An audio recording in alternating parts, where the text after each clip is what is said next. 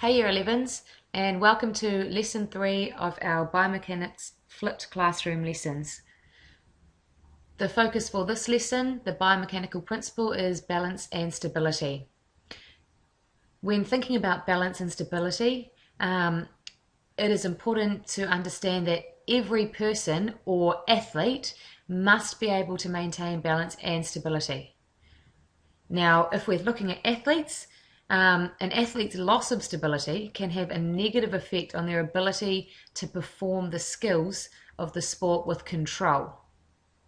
Then if they have a loss of control, that can affect factors such as force production. So if you think back to force summation, and it can also affect accuracy. However, on the other hand, if an athlete has stability, this can have a positive effect on their ability to perform the skills of the sport with control. And having control will allow the athlete to use the principle of force summation to produce maximum force as well as accuracy, therefore resulting in a better performance. So when thinking balance and stability, as you can see here, there are three important points to understand and remember. The first one is base of support, which can be referred to as BOS for short. Secondly is the line of gravity, LOG, and thirdly is the center of mass, COM. This is commonly referred to as the center of gravity, but we're going to refer to it as the center of mass just for accuracy. So let's have a look at these a little bit closer to get you a better understanding. So the base of support, quite simply, is the area that is in contact with the ground and the distance between these points. So if we have a look at this person here doing the handstand, the area that is in contact with the ground is her hands. So this is the area that's in contact with the ground, and if we're looking at the distance between these points, that is this part here. Okay, so all of this, that is her base of support. Now, if we have a look at the man on the right, wearing the shoes, his feet are what are in contact with the ground, and this is the distance between them. So that is his base of support from here to here. So quite simply, just the area that's in contact with the ground and the distance between these points, whether that be 2 feet in this example, 2 hands in this example, maybe 1 foot or 1 hand, whatever is in contact with the ground. So that's the base of support. Let's have a look at the next thing, which is the center of mass. Okay, the center of mass is the point at which the mass of the body or the object is centralized. Okay, so to have a look at these examples, if we have a look at this girl here, we know her base of support is down at the bottom here. Her center of mass is roughly about here. So that's the point where the mass of her body is centralized, about here, kind of the middle of her back. If you have a look at this guy here, we know his base of support is his feet, so his center of mass is around about here. Center of mass. Okay, so that's base of support and center of mass. So let's look at the last thing, which is line of gravity. So the line of gravity, now this is in relation to the center of mass. So it is a vertical line which passes through the center of mass. So if we have a look, of course, we know that the center of mass with this girl was quite high up on her back, about here. We know that for this guy that's standing up, it was about here. So let's look at the line of gravity and where that is. So we know it's a vertical line which passes through the center of mass. So for her, here's her center of mass. So the line of gravity passes through here and comes sort of directly straight down. So you can see it is in between her base of support. If we look at this guy, same thing, center of mass, the line of gravity passes through it, comes straight down. So once again, in the middle of his center of mass. Okay, so those are the three important things to remember: base of support, center of mass, line of gravity. So let's have a look at increasing stability.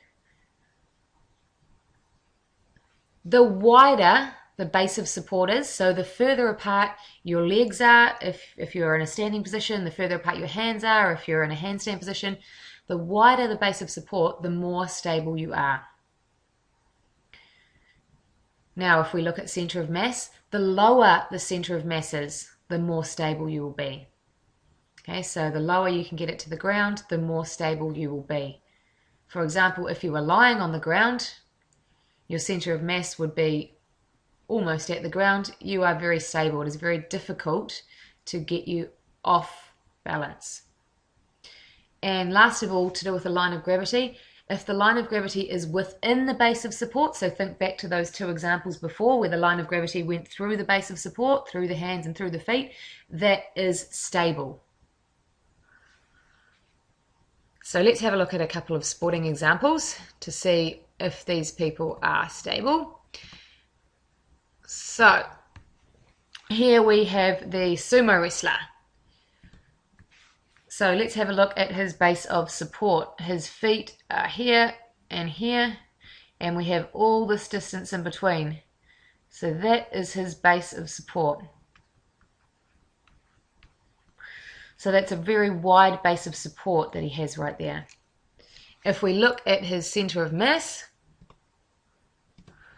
because he has a wide base of support, is quite low. It's about here.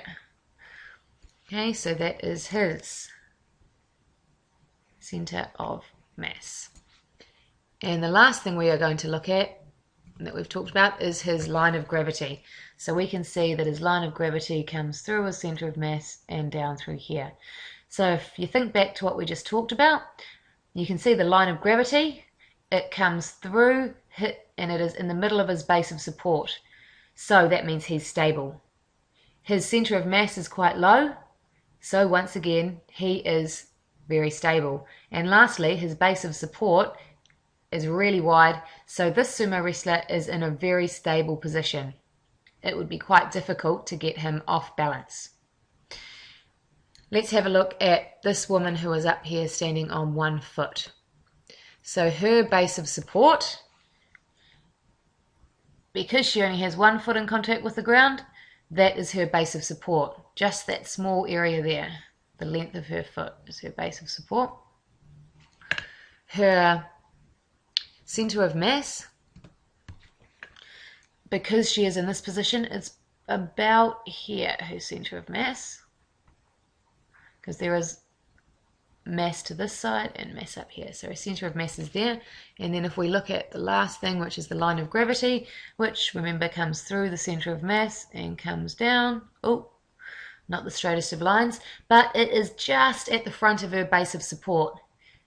So she is still stable. However, it wouldn't take much, a force, maybe if someone was to push her just a little bit in that direction, and she would fall over. She would become unstable very quickly because she does have such a narrow base of support, and because her center of mass is quite far forward, meaning her line of gravity only just goes through her base of support. And if we have a look at the bottom example here, the weightlifter, what I want you to do for yourself is have a look at this, look at where the base of support is, try and identify where the center of mass is, and then draw for yourself where you think the line of gravity comes through. And the question for you to consider is this man stable? Yes or no?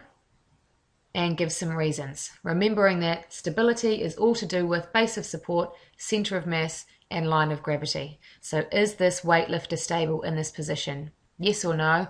And give reasons. That's all for today, the lesson on balance and stability. So have a think about this guy and come prepared for the lesson. To start off with, we will be in the classroom having a bit of a chat about this, and I'll give you another couple of practical examples, and then we'll get outside and get onto some practical activities. Thanks for listening, and see you in the classroom.